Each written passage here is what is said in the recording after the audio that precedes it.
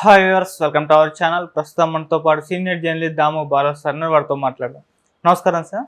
నమస్తే. సార్, మొన్న లోటస్ పౌండ్లోని జగన్ గారి ఇంటి పైన జేసీబీలతో దాడి చేసి మొత్తం ఇల్లు బయట అవన్నింటిని కూల్చేస్తారు కదా. ఇప్పుడు దాని విషయంలో ఒక అధికారిని సస్పెండ్ చేయడం జరిగింది సార్. అంటే ఆయన సీఎం పర్మిషన్ లేకుండా, సీఎం తెలియకుండానే అది మొత్తం ఆయన నిర్ణయం తీసుకున్నారని చెప్పేసి అంటున్నారు. అసలు ఆయన ఎందుకు ఆ విధంగా జగన్ గారి ఇళ్ళ పైన దాడి చేయడం జరిగింది? ఎందుకు ఆయన పైన సస్పెన్షన్ వేసేస్తారు సార్? ఇదొక విచిత్రంగా ఉంది అందరికి కూడా. ఎవరు కూడా నమ్మట్లేదు నిజానికి ఫస్ట్ ఆఫ్ ఆల్. అయితే ఫస్ట్ ఏం జరిగిందో చూద్దాం. ఖైరతాబాద్ కమిషనర్, ఆయన పేరు హేమంత్ బోర్కడే, ఆయన్ను సస్పెండ్ చేసింది గవర్నమెంట్. ముఖ్యంగా ఇప్పుడు జిహెచ్ఎంసి ఇన్ఛార్జ్ కమిషనర్గా ఆమ్రపాలి ఉంది. ఆ ఆమ్రపాలి సస్పెండ్ చేశారు. ఎందుకు సస్పెండ్ చేశారు అంటే ఈయన ప్రాపర్ ప్రొసీజర్ని ఫాలో కాకుండా కొట్టాడని. ఆయన్ని అవి కొట్టమని గవర్నమెంట్లో ఎవరూ చెప్పలేదు. జగన్ లోటస్ పాండ్ ఇంటి దగ్గర ఉన్న సెక్యూరిటీ కోసం నిర్మించిన ఏవైతే ఉన్నాయో వాటన్నిటినీ కూల్చేయమని ఎవరూ చెప్పలేదు. ప్రజల్లో నుంచి కూడా ఎటువంటి రోడ్డుకి అడ్డంగా ఉన్నాయనో, ట్రాఫిక్ ఇబ్బంది అనో ఎటువంటి కంప్లైంట్స్ లేనప్పుడు ఈయన ఎందుకు పోయి చేశాడు? ఈయన మామూలుగా అయితే వాళ్ళకి నోటీసులు ఇవ్వాలి, ఇవి అడ్డంగా ఉన్నాయి, ఇది ఆక్రమించి ప్రభుత్వ స్థలాన్ని ఆక్రమించి కట్టారు, వీటిని తొలగించనని నోటీసులు ఇవ్వాలి, దానికి అది రిప్లైలు ఇస్తారు. ఈ ప్రొసీజర్ ఏమీ ఫాలో కాకుండా ఈయన ఎందుకు వెళ్ళి చేశాడు అని ఇప్పుడు ఆయన్ని సస్పెండ్ చేశారు. ఆయనకి జిఏడి జనరల్ అడ్మినిస్ట్రేషన్ డిపార్ట్మెంట్లో రిపోర్ట్ చేయమన్నారు. ఆయనకి ఇంకా ఏ పదవి కూడా ఇవ్వకుండా పెండింగ్లో పెట్టారు. అంటే క్లియర్గా ఆయనకు పనిష్మెంట్ ఇచ్చారు.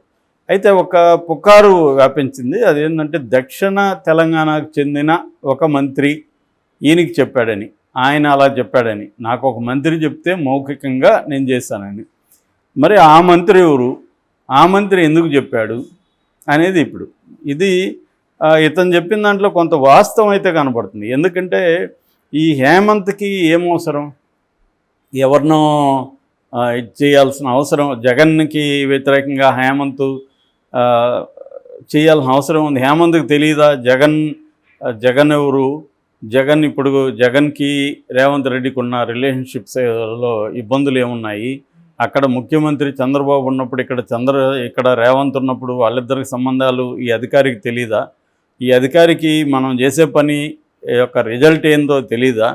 సో తెలియకుండానే ఎందుకు చేశాడు అంటే ఇక్కడ ఏదో ఫిష్ అంటారు ఇంగ్లీష్లో, అట్లాంటి ఒక సందేహాస్పదంగా ఉంది వ్యవహారం. అంటే ఇది రేవంత్ రెడ్డి మినిస్టర్ ద్వారా చేయించి దాని తర్వాత నెగటివ్ ఇదయ్యేసరికి ఇతన్ని బలి చేశారు అన్న ఒక అభిప్రాయం అయితే జనంలో ఉంది. ఎందుకంటే ఈ అధికారి ఇతను ఖైరతాబాద్ కమిషనర్గా ఉన్న హేమంత్ బోర్కడేకి జగన్ని కూలగొట్టడం అనేది అవసరం లేదు, అతనికి సంబంధం లేదు. అతను ఎందుకు చేశాడు అంటే ఒక మంత్రి చెప్పాడు. ఆ మంత్రి ఎందుకు చెప్తాడు? ఆ మంత్రికి తెలీదా జగన్ ఇలా చేస్తే రేపొద్దున రేవంత్ రెడ్డికి ఈ ఇబ్బంది ఉంటుందని ఆ మంత్రికి తెలీదా? మరి ఆ మంత్రి మీద ఎందుకు వీళ్ళు చర్య తీసుకోలేదు? ఒకవేళ ఆ మంత్రి కూడా తప్పు చేస్తేనే కదా, ఆ మంత్రి కూడా చేసినట్టే కదా. మరి దీని మీద ఎంక్వైరీ ఏమీ లేదా? నిజంగా ఆ మంత్రి చెప్పాడా లేదా తేల్చాలి. రెండోది ఆ మంత్రి ఎవరో కూడా ప్రజలకు తెలియాలి కదా. ఆ మంత్రి ఎవరు, ఆ మంత్రి ఎందుకు చెప్పాడు? సో ఇవన్నీ రావాలి కదా బయటికి. అంటే క్లియర్గా ఇక్కడ ఏదో జరిగింది. ఎక్కువ మంది నమ్మేది ఏంటంటే ఇది రేవంత్ రెడ్డే కావాలని చేయించి ఇప్పుడు వ్యతిరేకత వచ్చింది. కాంగ్రెస్ పార్టీలో కూడా నీకెందుకయ్యా ఇవన్నీ అన్నట్టుగా ఇబ్బందులు వచ్చాయి, దాంతో అది క్లీన్ చేసుకోవడం కోసం ఇతన్ని బలి చేస్తున్నారు అనేది ఇప్పుడు వినిపిస్తున్న వాదన. అదే కన్విన్సింగ్గా కూడా ఉంది. ఎందుకంటే ఇప్పుడు ఈ వాదన కన్విన్సింగ్గా లేదు. ఏది హేమంత్ బోర్కడే ఆయన సొంతంగా నిర్ణయం తీసుకొని దాన్ని పగలగొట్టేశాడు, ప్రొసీజర్ ఫాలో కాలేదు, ఇది కన్విన్సింగ్గా లేదు. ఎందుకు కన్విన్సింగ్గా లేదంటే దాంట్లో మిగతా మన డౌట్స్ వాళ్ళు క్లియర్ చేయాల్సిన అవసరం ఉంది. అతనికి ఏం సంబంధం, అతను ఎందుకు చేశాడు, అతను ఒక మంత్రి చెప్పాడు అంటున్నారు, అది నిజమా కదా? ఆ మంత్రి ఎవరు, ఆ మంత్రి ఎందుకు చెప్పాడు, మరి మంత్రి చెప్పుంటే అతని మీద ఎందుకు చర్య తీసుకోలేదు? ఇవన్నీ గ్యాప్స్ ఉన్నాయి ఈ స్టోరీ. సో మరి పేరుకి మాత్రం వస్తున్నది ఏంటంటే ఆమ్రపాలి ఆగ్రహం, అతను కమిషన్ని బదిలీ చేశారు, ఒక్క ఫోన్ కాల్, రేవంత్ రెడ్డి ఒక ఫోన్ కాల్ చేయగానే మొత్తం సెట్ అయిపోయింది, ఇవన్నీ మాట్లాడుతున్నారు.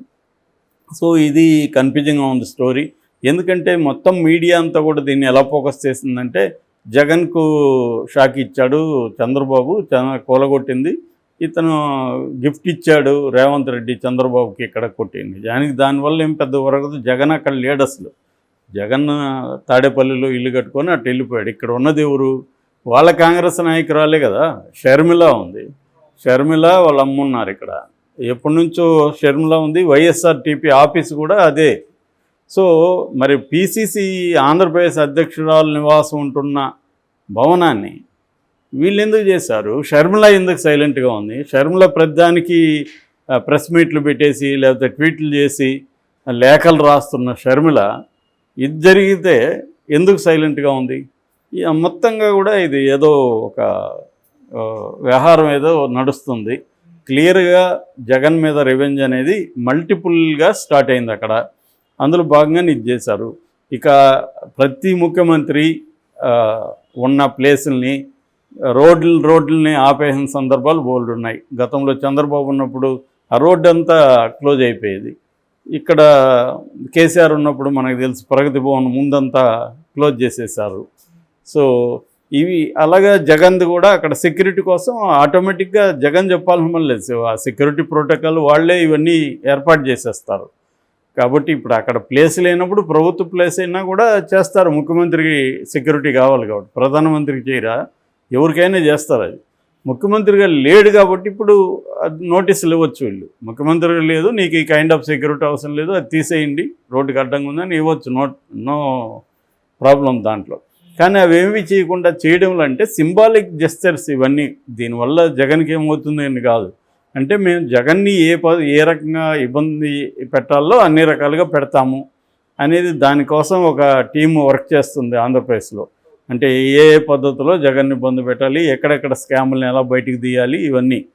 ఇదే మొన్నటి వరకు జగన్ని ఏమేమి విమర్శించారు వీళ్ళు. మా మీద ప్రతీకారం తీర్చుకుంటున్నాడు, మా వాళ్ళ లేని కుంభకోణాలు ఇరికిస్తున్నారు, ఈ కేసులు పెడుతున్నాడు, చంద్రబాబు జైల్లో పెట్టాడు, ఇవన్నీ వాళ్ళు మాట్లాడుతున్నారు. ఇప్పుడు సేమ్ వీళ్ళు ఇంకా డబుల్ 100 ఫోల్స్లో చేస్తున్నారు, సేమ్ చేస్తుంది. సో ఇక్కడ రేవంత్ రెడ్డి అంటే గతంలో నా మీద ప్రతీకారం తీర్చుకున్నాడు కేసీఆర్, నా మీద ఇది చేస్తున్నాడు, రేవంత్ రెడ్డి మొన్నటి వరకు మాట్లాడినాడు, రాగానే మళ్ళీ అదే చేస్తున్నాడు. ఇప్పుడు రేపొద్దున మళ్ళీ బీఆర్ఎస్ వస్తే సేమ్ రేవంత్ రెడ్డిని వీళ్ళు ఇలాగా చేస్తారు. అక్కడ జగన్ వస్తే అదే సేమ్ చేస్తారు. సో ఏ పార్టీ అయినా వాళ్ళు కంప్లీట్గా ప్రజలకు హామీలు ఏమి ఇచ్చామో దాని మీద ఫోకస్ చేద్దాం అనేది లేదు. ఇప్పుడు కూడా నేను ముందు నుంచి కూడా చెప్తున్నా, తెలుగుదేశం ప్రభుత్వం కూడా మనం ఏమి హామీలు ఇచ్చామో దాన్ని ఎలా నెరవేర్చాలి, దాని మీద ఏం మాట్లాడాలి, ఫండ్స్ ఎట్లా, బోలెడు తలనొప్పులు ఉన్నాయి తెలుగుదేశం ప్రభుత్వానికి. కాడ అమరావతిని డెవలప్ చేయాలంటే ఫండ్స్ ఎక్కడ, పోలవరం గడ్డానికి కేంద్రం ఫండ్స్ ఇవ్వట్లేదు, దాన్ని ఎలా తెస్తావు, ఇక్కడ విభజన హామీలో నుంచి 140 కోట్ల 50% రావాలి, దాన్ని ఎలా లాగాలి, ఇట్లా అనేక 100 సమస్యలు ఉన్నాయి. అవన్నీ పక్కన పెట్టి జగన్ని తొక్కేయడం, జగన్ ఆల్రెడీ తెచ్చిన పాము, దాన్ని ఇప్పుడు కంప్లీట్గా తొక్కేస్తే అయ్యన్న పాత్రుడు చెప్పినట్టుగా అది ఓడింది కానీ చావలేదు ఆ పాము, దాన్ని చంపేయాలన్నట్టుగా. సో జగన్ని కంప్లీట్గా పొలిటికల్గా చంపేయాలి, ఫిజికల్గా కాదు. ఆయన కూడా చెప్పింది ఫిజికల్గా కాదు, ఫిజికల్గా చంపేయమని కాదు, పొలిటికల్గా ఈ షుడ్ బి కిల్డ్. అది ఇప్పుడు టార్గెట్, దానికి మల్టిపుల్గా పనిచేస్తున్నారు. ఇది ఎవరైనా చేస్తారని నేను చెప్తున్నా, తెలుగుదేశం వాళ్ళే చేయడం కాదు, ఎవరైనా చేస్తారు. అందుకని చంద్రబాబు ఏమీ డిఫరెంట్ రాజకీయ నాయకుడు కాదు, ఆయన కూడా రెగ్యులర్గా అందరూ చేసే పనే ఆయన కూడా చేస్తున్నాడు. రేపు జగన్ వచ్చినా ఇదే చేస్తాడు. సో వీళ్ళెవరు పీపుల్ సెంట్రిక్ అప్రోచ్ అనేది ఎవరికి లేదు, చంద్రబాబుకి లేదని గతంలో కూడా తెలుసు, మళ్ళీ నిరూపించుకుంటున్నాడు ఆయన. ఇప్పుడు ఏంటంటే కొత్తగా పవన్ కళ్యాణ్కి కూడా లేదు. అది పవన్ కళ్యాణ్కి ఉంటే ఇవన్నీ ఖండించాలి. నిన్న కూడా పవన్ కళ్యాణ్ మనుషులే జోగి రమేష్ ఇంటి మీద దాడి చేశారు, ఇప్పటివరకు పవన్ కళ్యాణ్ దాని ఏం ఖండించట్లేదు.